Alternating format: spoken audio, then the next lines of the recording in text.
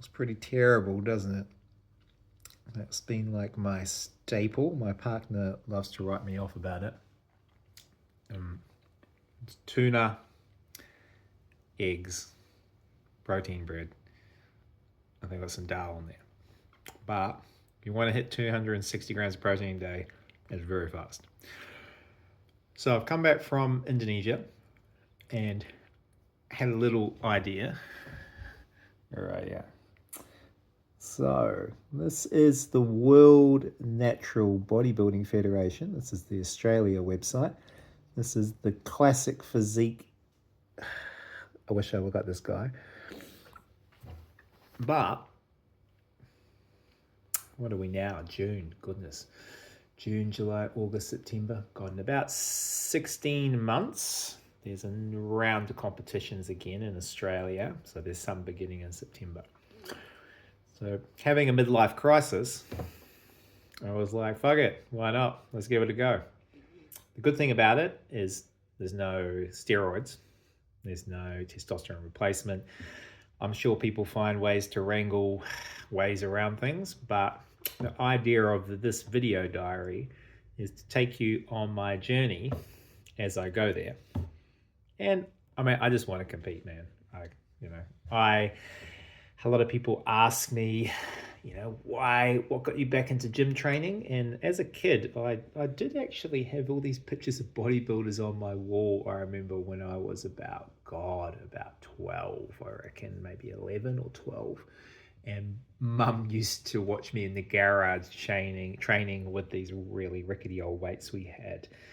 And I remember probably when I was about 13, I was probably already very natural at it. And then I fell into other sports. I got back and I got into the bodyboarding after the running. So this is just a little bit of we call it like a midlife crisis. And we'd call it also just trying to take something, work on it, see what happens without applying too much kind of pressure on how it turns out. It's more like at the end of this process in September 2027, I'm probably going to be stronger and fitter than I was right now. So that's really kind of the goal. Also, it's a bit of a video diary for males who are in their later 40s and even early 50s about what's possible without using steroids or drugs. And just being smart about how to push your body, but let it recover and let it get stronger. So I'm going to try and keep it really just clean, kind of educational and useful, as opposed to just like a complete wank off about myself. But in some ways, it probably is still a bit of a wank off about myself. But again, if it motivates you, follow it. I'll try and keep it like pretty consistent. So my first week of build starts next week. And basically I'm going to do about 4 weeks of building, 1 week recovery, and I'm going to continue that cycle for 5 months. I'm going to take a month to kind of sharpen up things again if there's been a bit of body fat. I'll then do another 5-month build.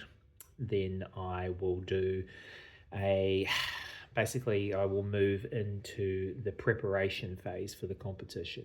So then the preparation phase, that will be about 4 months where you'll be going beyond a lower level of body fat to what I've done before without trying to lose size. So I'm probably going to be in classic physique at my height. I'm 174 centimeters. I thought I was 176 centimeters. It looks like I've gotten shorter over time. That's a bit sad. And the weight, probably competing around 88 to 87 kilos. So I'm currently 84 kilos. So the idea is over the next year and a half to approach more around the 89 to 90 kilos with the competition weight of being more something about 87 kilos when you're sort of down at the ridiculous body fats, which you can really only keep for a while. There's a series of contests running from September to the start of October. So I'll sort of get a few shots at it. I'm going to do the Open and the Classic Physique and the Masters, but in all honesty, a lot of it's going to be driven by, I guess, what things are like when I get there physically. Probably the biggest things leading me down at the moment are my calves, but I have a lot of foot problems and they're a pain in the ass, but I'm gonna have to find a way around it, which I'm kind of in the process of.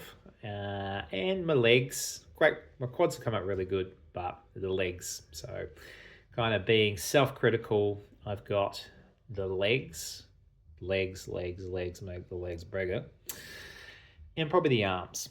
I've always had a big barrel chest and big shoulders and big back and big chest. So I said chest twice, but I do have a very big chest. So that would be my focal point, is to basically bring up the legs and the arms. I'll show you a little like, here I am now. Here's me using some sort of AI thing of how I'd like to be in competition. That being said, they're very weird. I was using one like yesterday, and it's just, yeah, don't get into it, kids. It's kind of good for like maybe setting a goal with your physique, but don't be tweaking things too much because, yeah, I don't know. It's definitely a bit of a mindfuck. So, this is the beginning of the journey. Follow me along if you want to. I'll try and keep it open and honest about what I'm eating, how I'm approaching things, how many calories I'm having, how I'm actually training.